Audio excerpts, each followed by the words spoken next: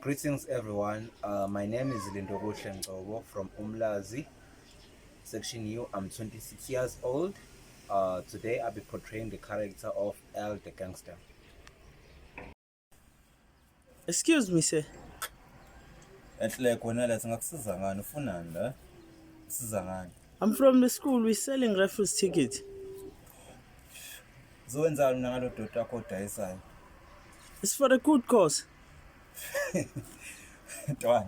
Good cause. Yeah, for pechani. I don't give a shit about those honey motherfuckers. It's for the school, for the pool in our school. Why don't you ask your city government, man? Man.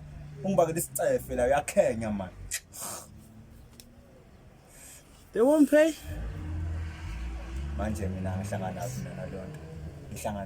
Tell me. Nothing. Nothing.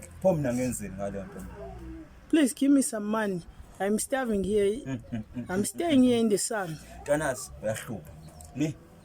take. Please sign here. Hey, fuck off, man. When I'm